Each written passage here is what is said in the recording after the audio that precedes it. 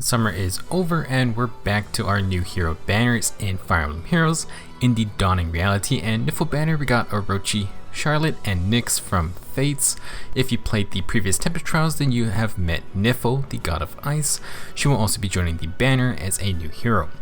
We also have a special case this time. Benny, also from Fates, will be instantly demoted to the 3-4 star summoning pool. From this banner onward, you can get him, and I will talk about him more at the very end. We'll be talking about everyone's stats, skills, and general playstyles today. For our actual banner, Orochi will be the 4-star focus unit, should be available at 4-star and 5-star rarity, and will demote after this banner is over.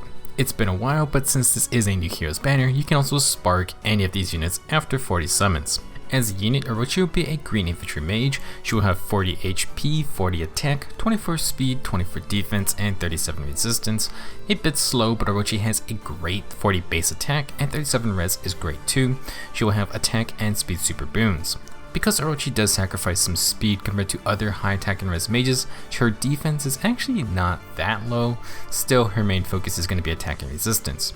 This is further exemplified by her skills. Drawback to get allies out of danger, and to proc attack and res link for +6 field buffs. She then has Mirror Strike 2 for extra attack and res while initiating. For a nice surprise, Orochi is going to have a unique weapon, the Tiger Spirit. This is a 14-white tome that grants a flat +3 res, bringing Orochi up to 40 res total. Very nice. Then at the start of combat, if Orochi has more than 25% HP, grant +6 attack and res during combat, and after combat, if Orochi made an attack, you inflict panic on the target and foes within 2 spaces. Tiger Spirit is a very simple weapon. If Orochi is healthy, she just stacks more attack and resistance, and she will basically have Panic Smoke. With just Tiger Spirit, a 5-star Orochi will hit 60 attack and 46 res without any other skills, so if you want to tank some magic damage, then Orochi can do just that. She will also put a hefty dent in any foe without high res. In terms of playstyles, with her high attack and resistance stats and Tiger Spirit, it's obvious that Orochi is going to do a lot of damage, and she'll tank some magical damage just fine. Panic Smoke is a nice bonus, but it activates after combat, so you won't get to benefit from it until after Orochi fights. With her base kit, she just stacks more attack and res with Mirror Strike and attack and res link. She has a great starting base res stat, so Orochi can definitely run res ploy, and you can just run Death Blow as a secret seal to hit hard on the player phase. Special should obviously be Iceberg or Glazies, but Glimmer is great too. Now if you want some extra player phase protection, Orochi can definitely run Sturdy or Mirror Impact. She is slow, so the Fallout Prevention can help mitigate some damage, and plus in defense or res would be pretty great. If you want a more mixed phase skill, attack and res Unity would be nice to reverse debuffs, but it's not very easy to get skill at the moment. Attack and res Bond 4 would work as well, and low attack and res is also good for these skills. As a reminder, Solon brought Sabotage Res into the Grail pool, and Orochi could definitely run that for some debuffing support in the B slot. Joint Drive Res or Attack would be great for C skills, and Speed and Res Oath or Rouse Attack and Res are also available on free-to-play options. If you just want to tank magic damage, then Mystic Boost might be good, so that Orochi can also fight dragons. She may also be a close ward user if you can get the skill, since it also cancels out adaptive damage. Obviously, if you want to double, you can fit Quicker Post Summer in her build. Now, while Tiger Spirit does just stack attack and res, I do want to mention Amity Blooms from Valentine's Alphonse. If you wanted some extra physical damage tanking, Orochi's defense stat isn't that low, so you could invest in it to make a more well-rounded unit for tanking. Overall, she does fill that high attack and res niche for low-rated green mages though. Orochi is kind of like a green version of Sonya, but with more attack and resistance with a little less defense. Having that unique weapon is nice, but Tiger Spirit isn't doing anything too insane. Pretty good 1-star focus unit overall. She will definitely fill a different role than Luthier. Next up we have Charlotte, who finally escapes old prison. She will be an active infantry unit this time, and for stats she has 48 HP, 43 attack, 41 speed, 25 defense, and 18 resistance. HP, attack, and speed super boons. Charlotte's gonna tie Dagger for fastest axe infantry unit, and she outright has the highest base attack, the Threatening Summer Casper. Her defense and res are really low for a melee unit, but that's because Charlotte has very high base HP, which will be important for her kit. She's basically an updated version of Legion as an axe-wielding berserker. For all skills, Charlotte's gonna have Glimmer, which will get pre-charged thanks to Time's Pulse. She also has Sorcerer 3 for maximum offensive power. For her weapon, Charlotte's going to come with the Fair Fury Axe. This 16 X accelerated specials trigger, and if Charlotte initiates combat or is within 2 spaces of an ally, she deals 15% of her attack per hit, and she gains +6 attack and speed during combat. Another relatively simple weapon, Charlotte is going to hit very hard and very often. She'll hit 65 attack and 47 speed with just this weapon, and every attack basically gets half a Draconic Aura's worth of damage tacked on top of that. If you hit twice, that's basically just a free Draconic Aura. Now at 65 attack, 15% of that will equal 9 extra damage, 67 attack is the cutoff for plus 10 damage, 74 attack for 11 damage, and then 80 attack will get you plus 12 damage on every hit. If you don't outspeed Charlotte, she's going to deal quite a lot of pain. Normally you could just try to take her out first, but Charlotte's going to come with Frenzy 3. This is another dodge B skill, so up to 40% damage reduction if the user has 10 or more speed. Frenzy will combine dodge with Desperation 2. When under 50% HP, if you initiate combat, you can make a follow-up attack before the foe can counter. Needing to be under half health is a little risky, even with damage reduction, but essentially the idea is that dodge helps you get to low HP safer, then you have Desperation to outright avoid counterattacks. Frenzy will be pretty strong on units who have no follow-up on their weapons, because if your follow-up is prevented, then Desperation doesn't really matter. If the foe doesn't stop follow-up attacks, then you're good to go with 2 instant attacks during the player phase. First off, Charlotte is generally a very offensive unit. She will pre-charge Glimmer thanks to her Fair Fury Axe and Time's Pulse. If she doesn't kill you on the first attack, she is very fast to secure that double. What is worst is that if you hit her without guard on, then she just recharges Glimmer for a second proc. Very powerful player phase potential. Now with Frenzy, Charlotte will have that damage reduction, and since she has super high base HP with low defense and res, she should have an easier time getting to under half HP. That way, her next attack, she can proc Desperation 2, and while you can't get double Glimmer procs, Charlotte at least avoids taking another hit, which may end up killing her. If you really want to double, you can use no follow-up, and that is nice since it would let Fair Fury Axe proc its extra true damage again.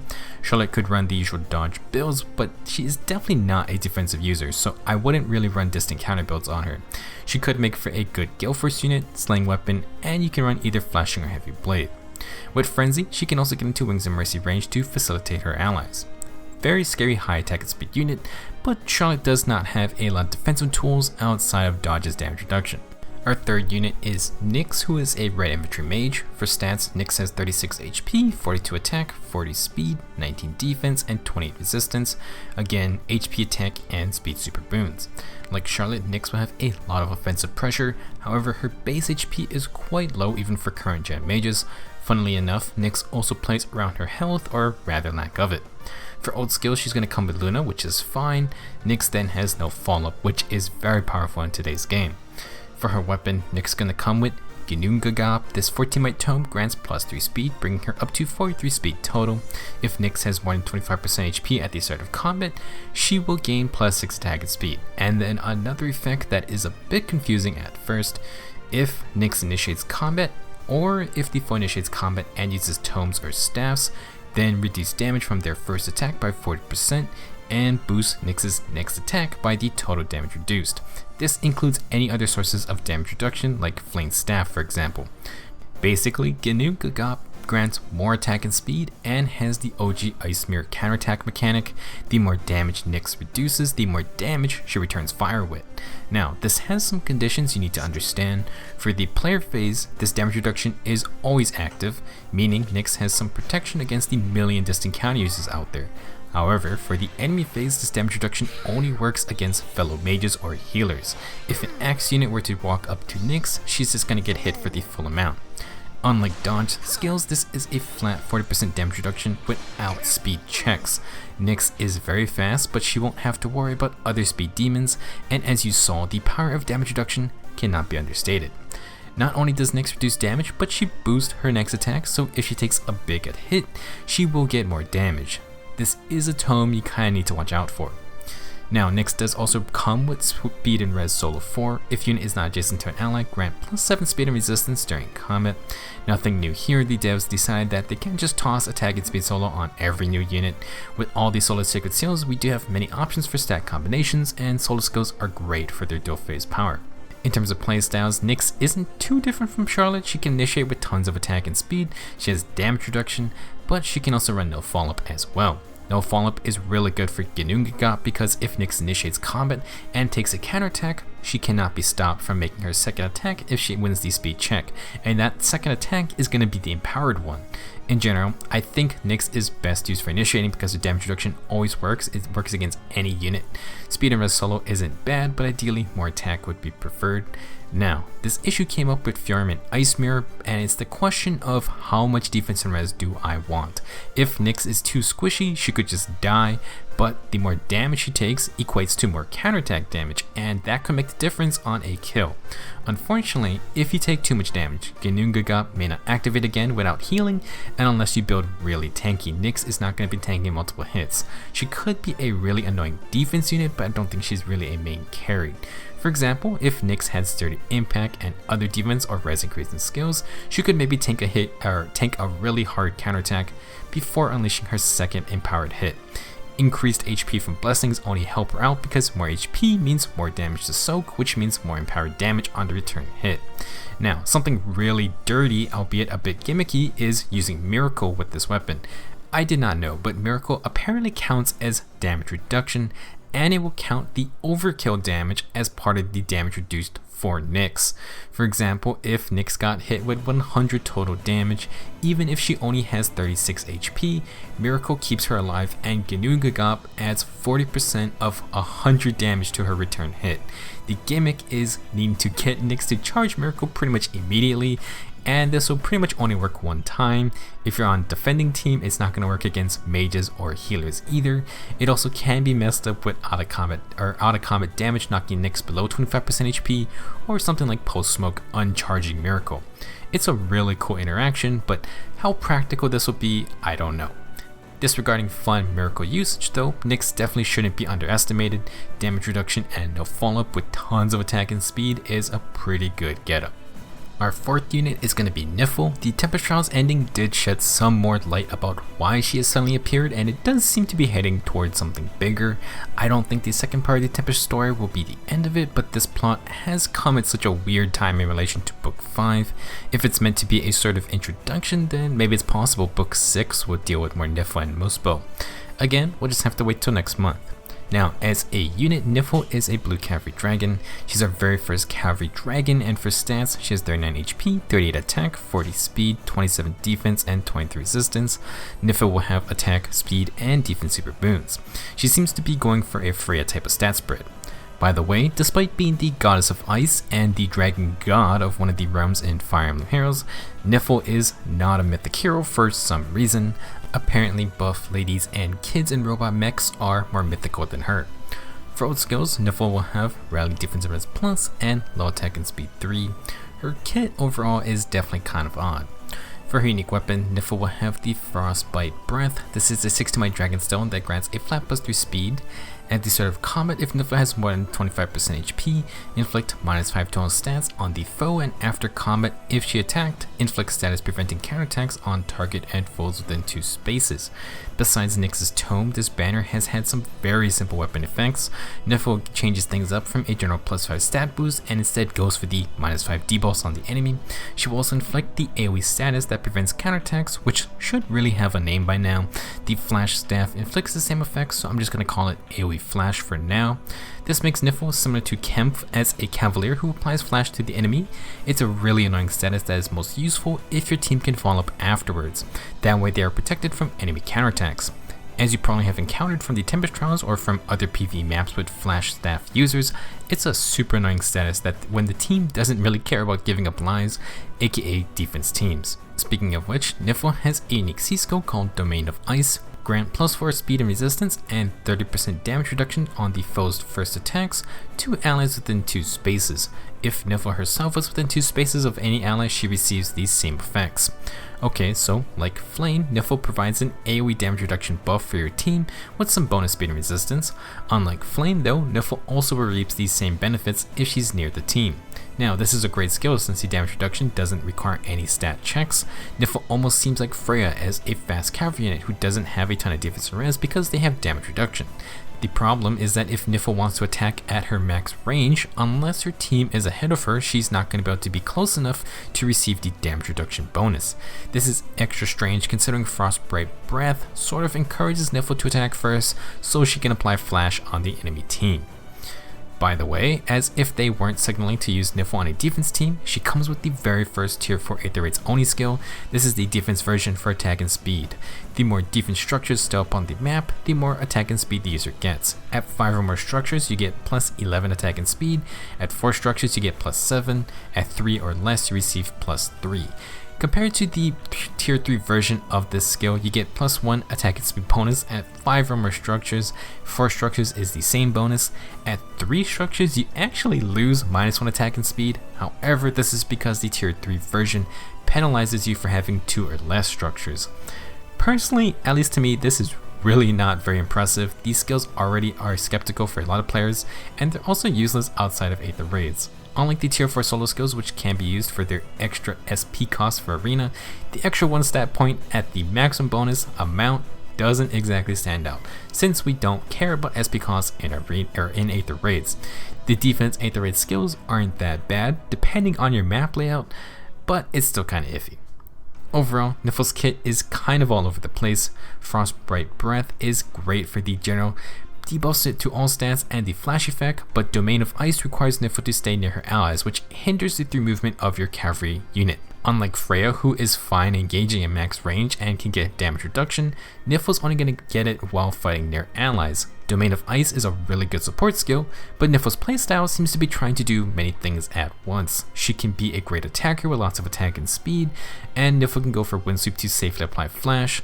However, if you want it to be more proactive like Kempf, sadly, Nifl cannot replicate his Gale Force build. This is because dragons cannot run Gale Force, so Nifl can initiate, proc Flash, and then Gale Force, and then safely attack a second target afterwards. She also cannot run the new Flow Refresh B skill, which has no follow-up.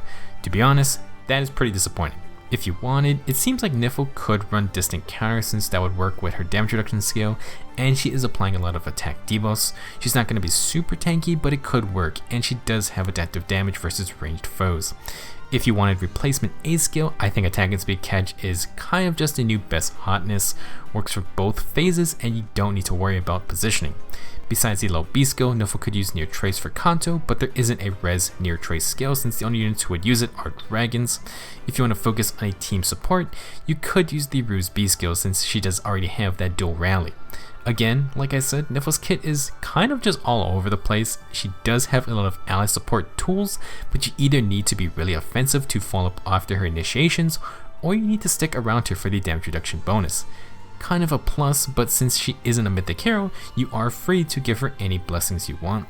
AoE Flash definitely seems good with one of the Pathfinder sisters.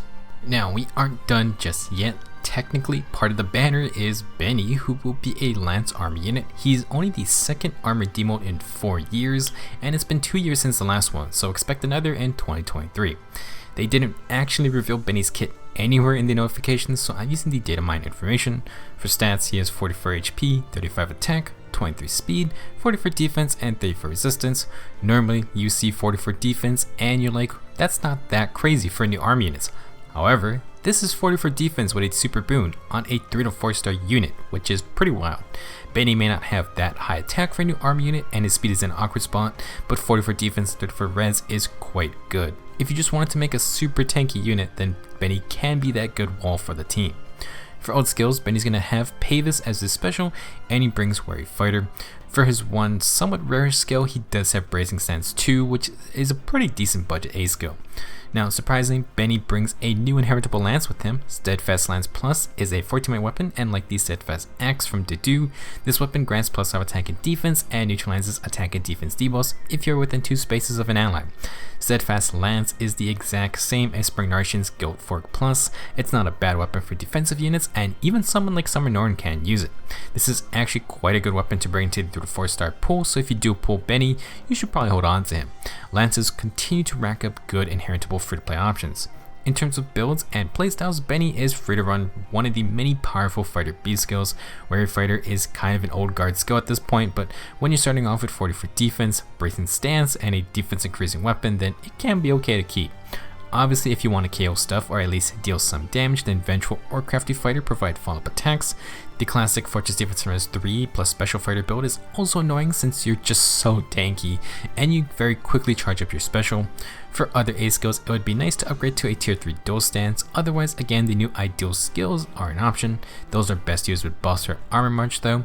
If you just want to stack melee defenses, then near safe is excellent. You can go with close defense, and steadfast lance is a great weapon for that playstyle. If you want another rare C skill, it's tough to beat the menace skills, especially for the low mobility armed units. For some other weapon options, if you want to go full defense for fun, you can take Summer Noin's Show Point Lance and refine it for extra defense. If you want Benny to survive some mages without heavy res investment, you can use the Courtly Candle to reduce damage, and it can work with Distant Counter as well. For a slow arm unit with fantastic defense and respectable resistance, Benny can be a fun project to build up. Guard is definitely preferable somewhere in his build to prevent enemy specials from truly denting his HP. Great instant demote, although since he isn't a 4-star focus unit, it's actually going to be kind of tough to summon specifically for merges. You're just going to have to hope for the best on blue orbs. That's going to be it for this banner breakdown. Now, I'm sure many players are saving up their orbs because in all likelihood, Choose Your Legends is next month. If you are saving, you can get Orochi as our next Grand Hero battle unit. I will be talking about her more tomorrow. Let me know your thoughts on this banner, and thank you for watching. I'll see you in the next one.